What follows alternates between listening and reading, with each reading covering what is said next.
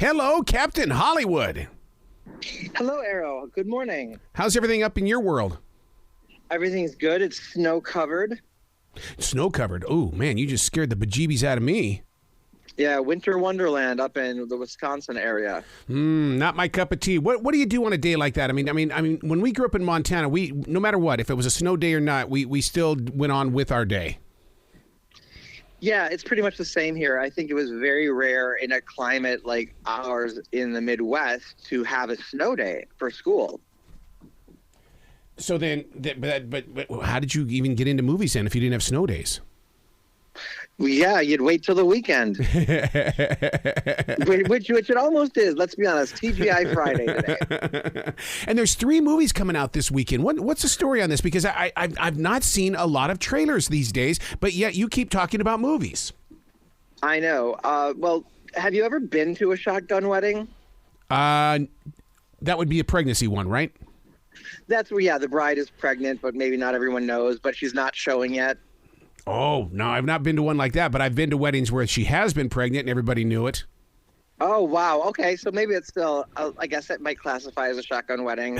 I have been to one, and this movie is called Shotgun Wedding. It stars Jennifer Lopez and Josh Duhamel, and Josh Duhamel joining after Ryan Reynolds backed out to produce, and then Armie Hammer was cast but backed out after his controversy. And so Josh Duhamel and J-Lo, by the way, you know, for not being the first choice for this film, they're phenomenal as a couple in this. They're kind of like the couple you never knew you wanted to see together. Really? See, I like a movie like that where you can't predict it. Yeah, and it's a really great rom-com action adventure. It's almost like a modern day Romancing the Stone. Basically, they are fiancés at a destination wedding with all of their loved ones there, and it's like the day of the wedding, and the wedding is hijacked by pirates on this island in the Philippines. Now you have my attention. Right? Yeah, it's like I love that you laugh. I mean, because it's a rom-com. We know how it all ends, right? You know what I mean? But it's still like you laugh because it's like that's an interesting twist, right? Yeah. But it does have a really great supporting cast. You've got Jennifer Coolidge, you know, continuing her hot streak post all of her award wins for The White Lotus season 2, and we have Lenny Kravitz as J-Lo's ex-fiance. And think about it. If you're going to have an ex-fiance show up at a wedding, like who better than Lenny Kravitz, who is, you know, universally just a hot rock star? I mean, that's going to cause some problems, right? Oh my God!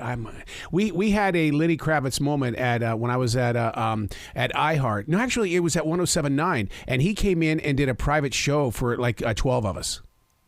Wow. And it was to this day, I am not over it. It was and you're right. When he walks into a room, you're like going, oh, bromance. Oh, yeah. He's a cool guy. When I was a TV producer for VH1 early in my career, he was one of the first celebrity interviews, probably within the first 5 celebrity interviews that I ever conducted in my life. And I had an hour with him because at the time when you were a producer for VH1, you know, they do a bunch of different shows. And so they would have the producers of like 6 different shows write their questions, compile them all together, and give them to one producer to go in and conduct the interview. And I got that assignment. So I would be like, okay, now I'm going to be asking you questions for, you know, hot bodies on VH1. And now I'm going to be asking you questions for new music on VH1. You know, just kind of, we spent an hour together, and he was just completely cool. Wow. So it's definitely a movie you got to see then? Well, yeah, I mean, what I love about it is it's a really great adventure. Like, it's suspenseful, and there is still story development, great character arc. I laughed a bunch, and J-Lo and Josh are great action heroes and also great actors. So they get to show both of those sides. And J-Lo is the only person who, as she becomes more roughed up throughout this island, trying to stay alive and not only survive but also rescue her family and his family. Yeah. And her wedding dress, of course, she's in a wedding dress going through all this. It gets ripped apart and dirty and all the rest of it, and she somehow gets hotter and hotter. It's just but you believe it for some reason because it's J-Lo, right? Anyway, I liked it. It's not in theaters. Shotgun Wedding is available to stream on Prime Video. Oh, right. Prime Video. Okay. Wow. So now, when you say available to stream, I mean, if you've got Prime, I mean, you have it, right? It's not one of those where it's going to be like $3.99. Prime Video, you've got well, man, that's definitely on the list to check out this weekend. Then. So what's this movie called? Right. You People. Yeah, this is another rom-com, and this one's on Netflix, and it's very distinctive in tone, story, and also editing. It's Jonah Hill. It's co-starring, co-written by, co-produced by Jonah Hill. His love interest is Lauren London. Her parents are played by Nia Long and Eddie Murphy. His parents are played by Julia Louis-Dreyfus and David Duchovny. And it's a rom-com about clashing cultures. So it's like what happens when a couple gets together and their families clash, black and white families, Jewish and Muslim families, you know, and it's mostly the problems with the parents. So Julia Louis-Dreyfus and Eddie Murphy are hilarious. This is a movie that I laughed out loud a lot during. It's like a lot of that inappropriate, like you put your foot in your mouth. You think you're trying to be good or nice, but you're revealing something not nice about yourself inadvertently. And so it's that uncomfortable humor, but very funny. Nia is great. Eddie is great. And Jonah and Lauren really pull off this great work too. I'm not a huge Jonah Hill fan for many reasons, but he won me over in this role at the end of the film. And it's co-written by and directed by Kenya Barris, who actually makes a cameo appearance in the film. I like him, and I think he did some very interesting things with this movie. I've never seen editing like this throughout the film. He almost used like comic book transitions between certain destinations and scenes, and that was just very cool. And at the beginning, I found it jarring, but it all played out well and worked well for the context of the film. And his next movie is a remake of The Wizard of Oz. What? Yeah. Jonah Hill. Yeah, right. Yeah, no big deal. It's basically just he's doing. There's actually two versions of The Wizard of Oz. There's a proper, actual remake that Warner Bros. Is doing of the film, and then there's also another one that he's doing where he's updating it. He's sort of going to be doing a modern take on The Wizard of Oz that's going to be with original music. That's going to have. Sort of, very multicultural. It's going to apparently have a lot of representation of different races, different orientations, and things like that. So it's going to be a very modernized version. And, I feel like it's time for that. We have the movie version of The Wizard of Oz, the movie version of The Wiz.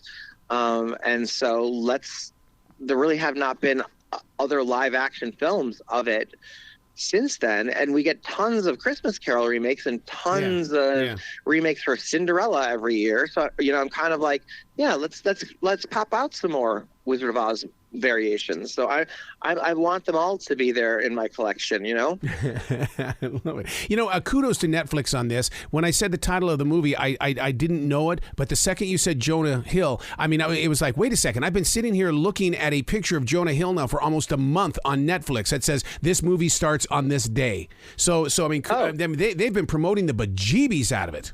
Yeah, well, it's great, and it's also Eddie Murphy. I mean, and he's good in this. I mean, he's funny, but he doesn't do, like, he's not playing Eddie Murphy. He's really doing great acting here, and he is a great actor, and we've seen him do that before. But a lot of comedians that turn actors sometimes just stay with their brand of humor and shtick, you know what I mean? And Eddie is great in this, and again, Julia Louis-Dreyfus, and just situationally, it's really appropriate for like today's atmosphere in this film. I love it. So the movie Shrinking, where are we going to find that? So Shrinking is actually not a movie. There's a couple of new movies that are horror films opening in theaters today I did not have access to, but Shrinking is a new TV series streaming on Apple TV Plus, the first 2 episodes today, and then remaining episodes every Friday.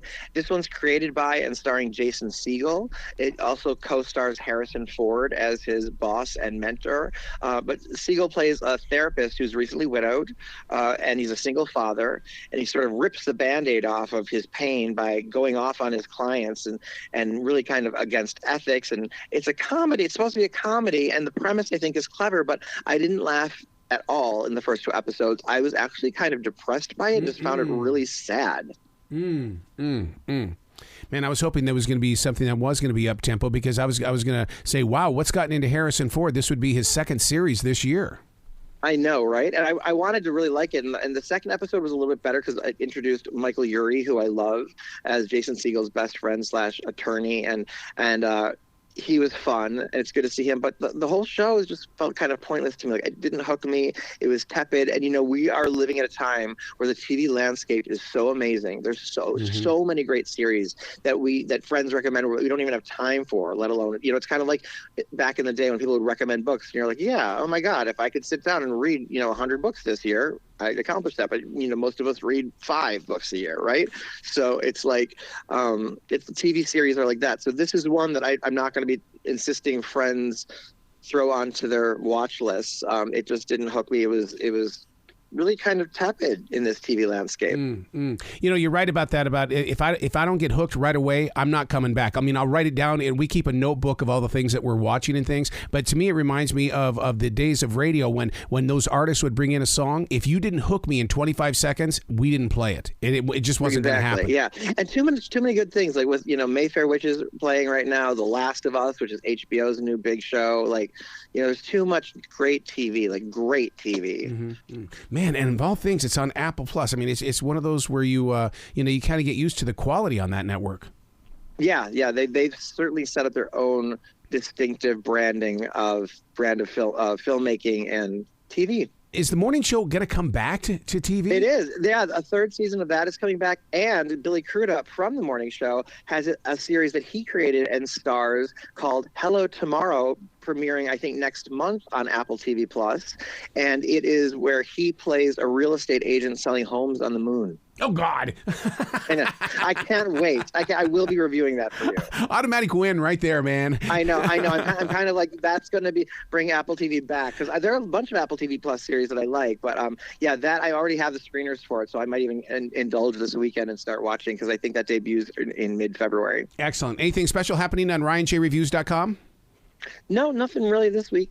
Excellent. Well, you'll keep us up to date. I know you will, because we've got Oscars to talk about very soon as well. Oh, yes, we do. Look forward to that. Absolutely. Well, you have a brilliant weekend, and go eat some snow for me.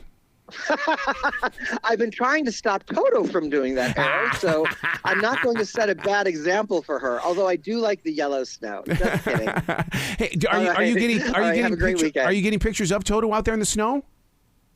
No. I've been struggling with her. She has not had a lot of snow experience. Maybe that is my fault. Okay. So we spent very short amounts of time in the snow. Okay. All right. Well, when you get that picture, I want to see it. All right. Sounds good. All right. You have a great day. Okay. You too, Arrow. Thanks.